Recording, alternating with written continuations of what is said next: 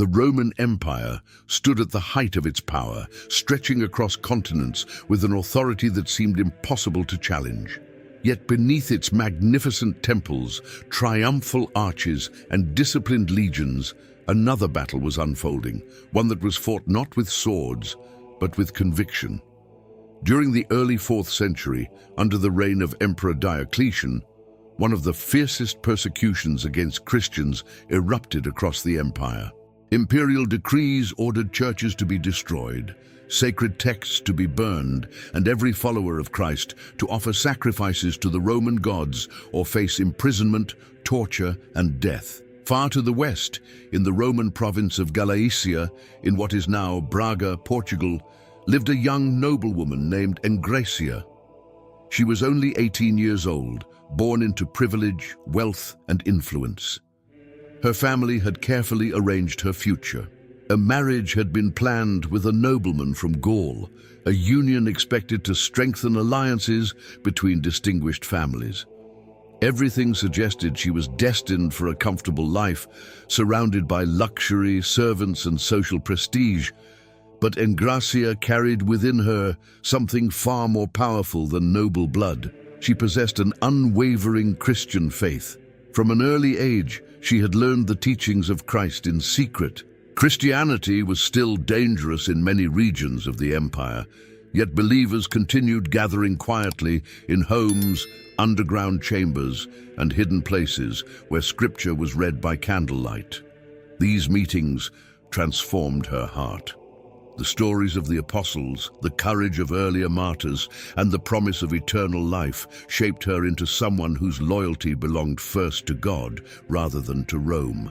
When the day finally arrived for her journey toward Roussillon in southern Gaul, preparations reflected her family's high status.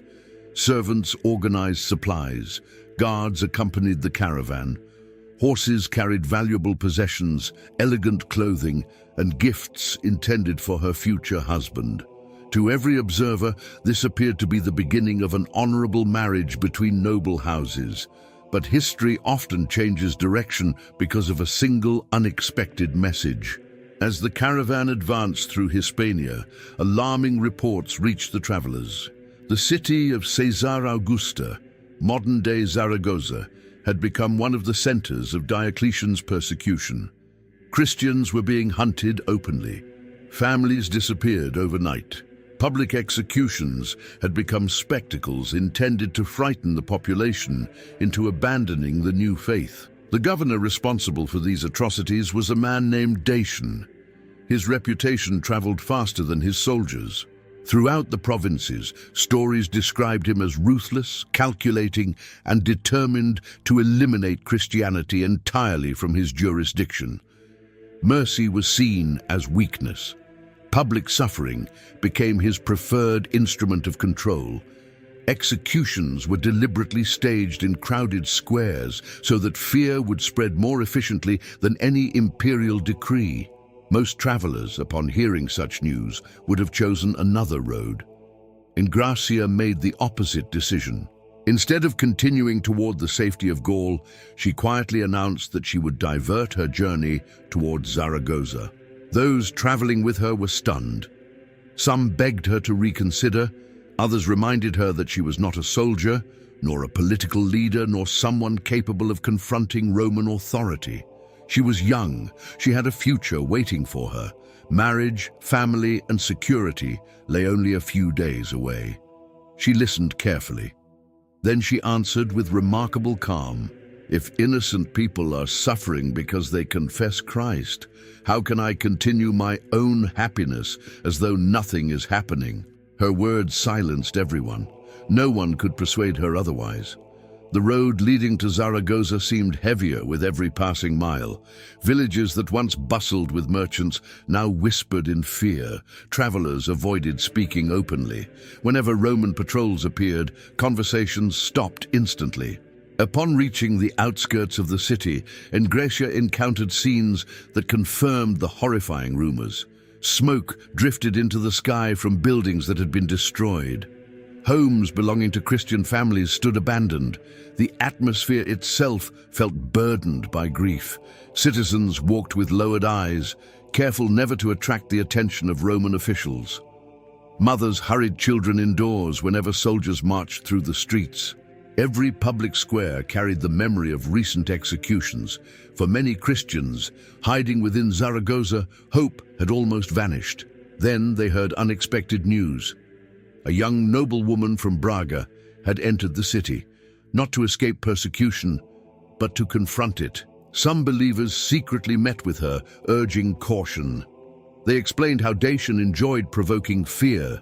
Those who challenged him often endured punishments designed not merely to kill, but to terrorize every witness. They pleaded with Engracia to remain hidden until she could safely leave the city. Again, she refused. Her purpose had become unmistakably clear. If the governor believed that fear could silence every Christian, someone needed to prove otherwise. The following morning, while Roman officials carried out their daily affairs inside the governor's palace, an unexpected visitor approached its imposing entrance. The palace itself embodied imperial authority. Massive stone walls towered above the streets. Marble columns framed enormous bronze doors guarded by heavily armed soldiers. Imperial banners fluttered overhead, reminding every passerby that Rome's power reached even the farthest provinces.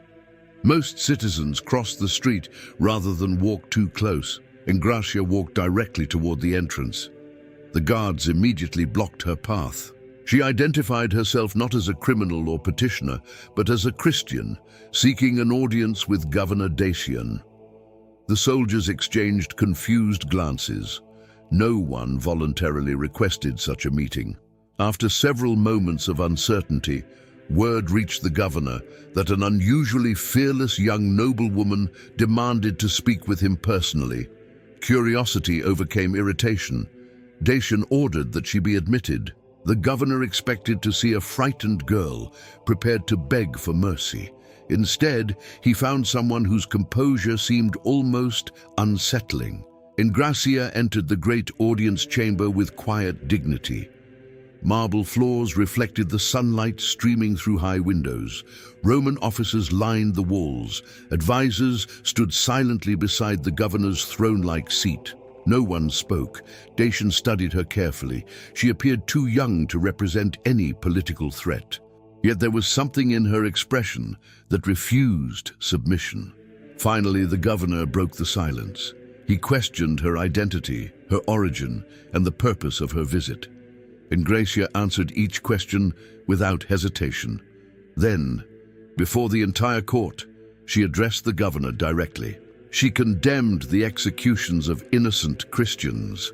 She declared that no earthly ruler possessed the authority to demand worship that belonged to God alone. She warned that injustice committed against the faithful would ultimately be judged by a far greater king than any emperor in Rome. Gasps echoed through the hall. Several officers instinctively reached for their weapons. No one had ever spoken to Dacian in such a manner within his own palace. For a brief moment, even the governor seemed incapable of responding. His astonishment quickly transformed into fury. The challenge had not come from an armed rebel or rival official. It had come from an 18-year-old woman who stood entirely unprotected before the highest Roman authority in the province. Humiliation burned within him. If news of this confrontation spread unchecked, others might find courage to resist. His expression hardened. With a single gesture, he ended the audience. The guards surged forward, surrounding Engracia from every side. Heavy iron chains were brought into the chamber. Without resistance, she extended her hands. As the cold metal closed around her wrists, witnesses noticed something extraordinary. She showed no trace of panic. Her face remained peaceful. Her eyes remained fixed upward, as though the governor's throne had already become insignificant compared to another kingdom she believed awaited beyond the reach of Rome. Dacian watched in silence. He had imprisoned countless Christians before, but something about this young woman disturbed him in a way he could not yet explain. He intended to break her resolve publicly. He had no idea that the trial about to begin would become one of the most enduring martyrdoms ever remembered in the history of Zaragoza.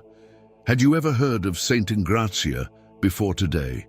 Have you or anyone you know ever received a blessing, a miracle, or the intercession of Saint Engracia? Write it down in the comments below. I read every single one of your comments, and I'll leave a heart on yours. If this story warms your heart, don't forget to leave a like, subscribe to the channel, and share it with your friends and family so they can strengthen their faith too. The saints were forgotten once, and together we will never let that happen again. The visceral horror and the liver torn away. The prison beneath the governor's palace was unlike the magnificent halls above it. Sunlight never reached its damp stone corridors. The air was thick with moisture, rust, and the lingering smell of blood that had soaked into the walls over many years. Chains clinked in the darkness, interrupted only by the distant cries of prisoners whose suffering echoed through the underground chambers. It was here that Engracia spent her first night in captivity. Roman guards expected fear to consume her, as it had consumed countless others before. They anticipated desperate pleas for mercy, promises to sacrifice to the imperial gods, or at least tears brought on by the certainty of death. Instead, they encountered an extraordinary calm. According to Christian tradition, she spent the night in prayer rather than despair. Even in complete darkness, she entrusted herself to Christ, convinced that earthly suffering could never extinguish eternal hope. Her serenity unsettled the soldiers who watched over her. They had witnessed hardened criminals lose their composure within hours of imprisonment, yet this 18-year-old noblewoman remained composed despite knowing exactly what awaited her. By dawn, Governor Dacianus had already made his decision. He would not allow Engracia's courage to inspire the people of Caesar Augusta. Public defiance had to be crushed swiftly and spectacularly. Rome relied not only on military strength but also on fear. If fear disappeared, imperial authority itself would begin to crack. The governor ordered that the young Christian be brought into the torture courtyard. Word spread quickly throughout the city. Citizens cautiously gathered near the execution grounds. Some came out of morbid curiosity, others because attendance at public punishments was often expected by Roman authorities. Hidden among the crowd were Christians who silently prayed, unable to intervene, yet unwilling to abandon one of their own. Engracia entered the courtyard in chains. Her face still bore the wounds inflicted during her previous humiliation. Bruises darkened her skin. Torn flesh marked her cheeks where iron hooks had ripped across her face. Dried blood stained her garments, yet she walked with remarkable dignity. The executioners had prepared an instrument dreaded throughout the Roman Empire. At the center of the courtyard stood the equileus, known today as the torture rack. Constructed from heavy beams of wood, fitted with ropes, pulleys, and iron restraints, it was designed not merely to inflict pain, but to stretch the human body beyond its natural limits. Victims frequently suffered dislocated joints, torn ligaments, and fractured bones before other forms of torture even began. Engracia's wrists and ankles were secured tightly. The ropes were pulled, slowly at first, then with increasing force. Her body stretched painfully across the frame as muscles strained against their limits. Every movement threatened to separate joints from their sockets. The crowd watched in horrified silence. Dacianus stepped forward. One final opportunity was offered. He demanded that she renounce Christ, offer incense before the Roman gods, and acknowledge the divine authority of the emperor. His voice echoed across the courtyard. Engracia answered with quiet firmness. She declared that no earthly suffering could separate her from the Lord she served. The governor nodded coldly. The executioners understood. The torture would continue. Metal blades had been heating over charcoal fires nearby. Their edges gleamed beneath the morning light as the soldiers retrieved them. The weapons were not intended for execution. Their purpose was calculated mutilation. Christian tradition recounts that the executioners turned their attention toward one of the most vulnerable parts of her body, With deliberate precision, they severed both of her breasts. The spectators recoiled. Some turned away, others covered their faces. Even among hardened Roman soldiers, the brutality of the punishment provoked visible discomfort. Blood flowed freely across the wooden platform. Engracia's breathing became labored as her body struggled against overwhelming trauma. Every NCT of human survival urged surrender, yet no cry asking for mercy escaped her lips. Ancient accounts emphasize that despite unimaginable agony, she continued praying. Rather than cursing her tormentors, she entrusted herself entirely to God. Her eyes, witnesses later recalled, seemed fixed beyond the crowd, as though focused upon a reality invisible to everyone else present. Dacianus' frustration deepened. He had expected screams. He had expected broken resolve. Instead, each act of cruelty seemed only to strengthen the impression that her faith could not be conquered. To the governor, this represented something far more dangerous than simple religious conviction. It threatened Rome's authority. If ordinary citizens believed that Christians could endure torture without surrendering, fear itself would lose its power. Determined to erase every trace of resistance, Dacian ordered an even more horrifying punishment. Iron hooks, sharpened to penetrate flesh, were brought before the platform. The executioners approached without hesitation. Christian tradition describes what followed as one of the most terrifying martyrdoms recorded during the Diocletian persecution. They tore into the flesh of her abdomen. Each movement of the hooks opened deeper wounds. Skin and muscle were ripped apart until portions of her abdominal cavity lay exposed. The spectators gasped collectively. Many had witnessed executions before. Few had ever seen suffering carried to such extremes. According to the traditional accounts preserved through centuries of Christian devotion, the executioners reached inside the open wound and pulled part of her internal organs outward. Among these accounts is the claim that her liver itself was torn from her body as part of the torture. Modern medical understanding recognizes that such descriptions belong to the hagiographical tradition surrounding her martyrdom and are not verifiable historical or anatomical records. Nevertheless, these narratives emerge to express the extraordinary endurance attributed to the saint and the unimaginable cruelty of her persecutors. Within the story handed down through generations, Engracia somehow remained conscious despite injuries that would ordinarily prove rapidly fatal. Blood covered the platform.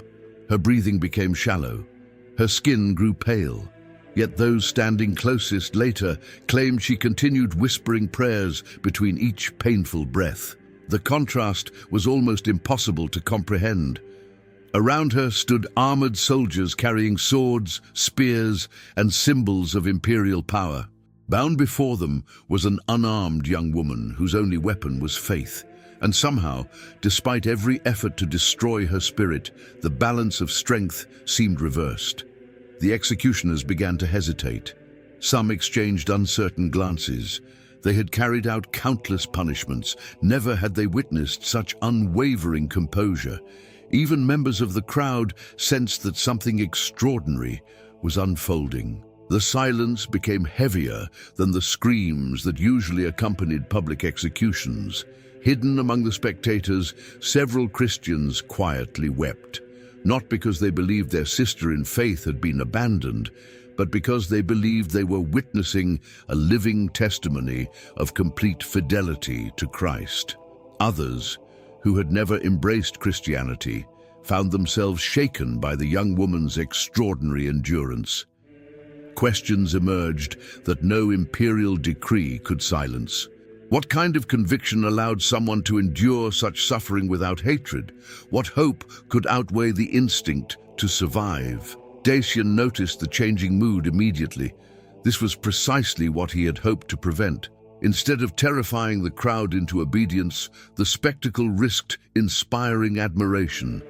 His carefully orchestrated demonstration of Roman supremacy was becoming an unexpected witness to Christian courage. Rage overtook him.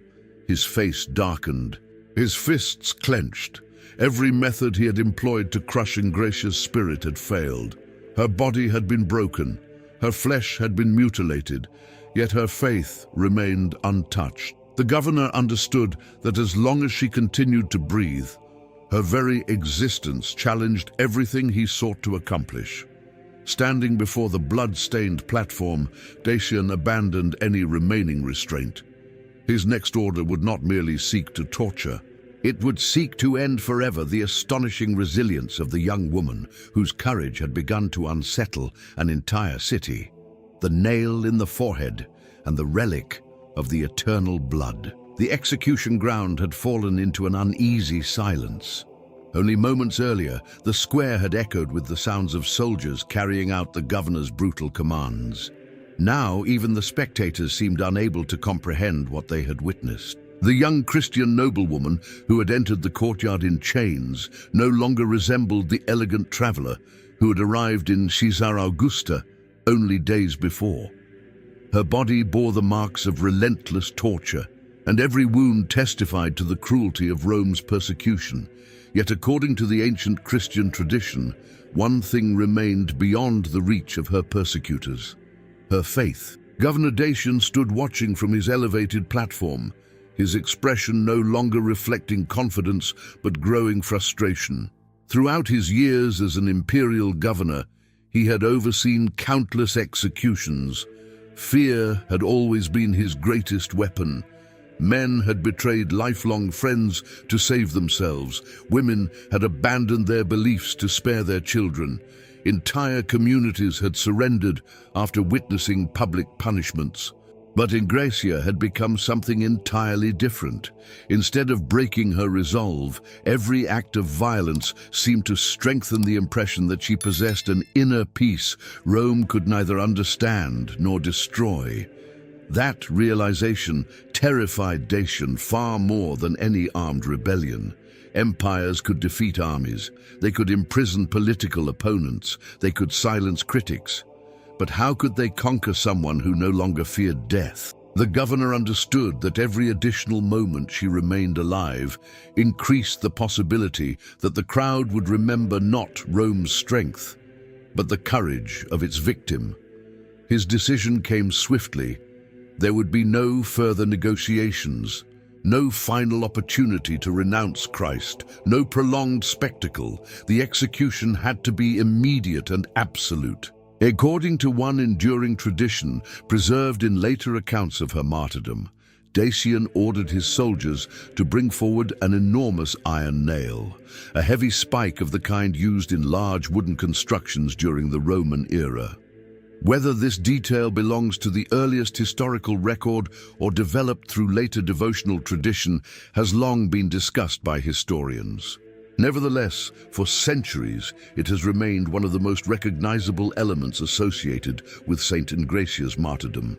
The executioners obeyed. One soldier returned carrying the massive piece of forged iron. Its dark surface reflected the afternoon light as it was placed before the governor. The crowd instinctively stepped backward. Even among those accustomed to public executions, few had witnessed such an instrument prepared for a condemned prisoner. Engracia remained where she had been left after the previous tortures. Her breathing had grown weak. Blood stained the wooden platform beneath her.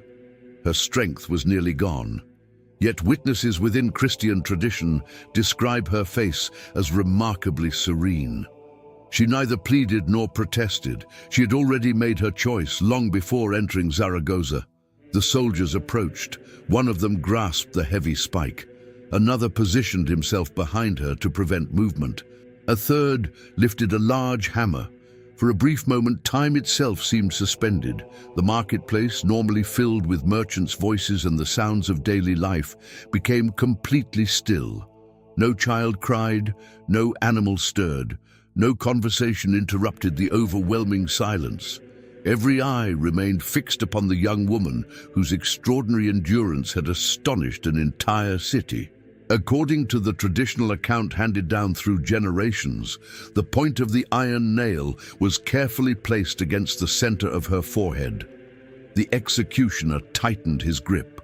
The hammer rose into the air.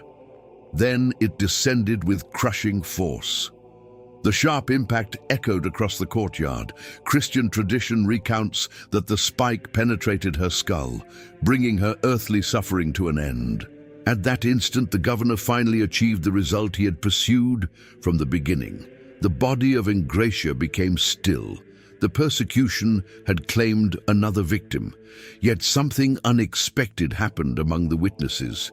There was no celebration, no triumphant applause. The fear Dacian hoped to inspire failed to appear. Instead, many spectators lowered their heads in silence. Some Roman soldiers quietly turned away. Others avoided looking at the governor altogether. Even those who had never professed Christianity found themselves disturbed by what they had witnessed. The empire had demonstrated its power, but it had also revealed its cruelty. For the hidden Christian community of Saint Engracia, the young noblewoman's death was not remembered as a defeat. They believed she had remained faithful until her final breath. Her name immediately joined those of the many believers who, according to Christian memory, had surrendered their lives rather than deny Christ during the persecution of Diocletian. Yet Dacian was not finished. Rome often sought to erase not only the lives of martyrs, but also their memory. If no body remained, there would be no tomb. If there were no tomb, there could be no place of pilgrimage. If no relic survived, perhaps future generations would forget. The governor therefore ordered that Engracia's remains be destroyed, together with those of numerous other Christians executed during the persecution. Their bodies were gathered. Wood was piled high. Flames soon rose toward the evening sky. Smoke drifted over the city as the authorities attempted to reduce every trace of the martyrs to ashes. But memory proved far more resilient than fire. Once the danger had passed, members of the Christian community secretly returned to the place where the executions had occurred. Working under the cover of darkness, they searched carefully through the ashes and burned remains. Every fragment mattered. Every bone represented someone who had refused to abandon the faith. According to ancient Christian tradition, the believers succeeded in recovering relics associated with Engracia and with many of the martyrs who died beside her. These relics were preserved with profound reverence, becoming symbols not of death, but of steadfast faith during one of Christianity's darkest periods. Years became decades, decades became centuries. The Roman Empire that had condemned Engracia eventually changed in ways few could have imagined. The persecution ceased. Christianity, once outlawed, was eventually recognized throughout the empire. Churches arose where prisons had once stood. Altars replaced execution platforms. The memory of those who had died for their beliefs spread far beyond the walls of Zaragoza. Over time, devotion to Saint Engracia grew throughout Hispania. A church was erected over the place traditionally associated with her burial, and in later centuries, the magnificent Basilica of Santa Engracia became one of Zaragoza's most treasured sacred sites. Pilgrims arrived from distant regions to honor not only Engracia, but also the numerous martyrs connected with the city's early Christian history. Among the traditions that endured through the Middle Ages was the belief that the very iron nail used in her execution had been preserved. Housed within a precious reliquary, it became an object of profound devotion for generations of believers. One particularly striking tradition, repeated for centuries by pilgrims and local chronicles, claimed that reddish stains remained visible upon the ancient metal. To the faithful, these marks symbolized the blood of the young martyr and stood as a reminder that her sacrifice had never been erased by time. From a historical perspective, such claims belong to the devotional tradition surrounding the relic and cannot be scientifically verified. Nevertheless, they have remained an enduring part of the spiritual heritage associated with Saint Engracia, inspiring reflection among countless visitors who have come to Zaragoza over the centuries. Empires rise, empires fall. Governors are remembered only in forgotten documents. Palaces crumble into ruins. The names of executioners disappear from history. Yet the memory of the young woman who interrupted her own wedding journey to defend strangers has endured for more than 17 centuries. The city that once witnessed her condemnation would eventually become the guardian of her name. And where Roman authorities sought to erase every trace of her existence, generations of believers instead preserved her memory as one of the most revered martyrs of early Christian Spain.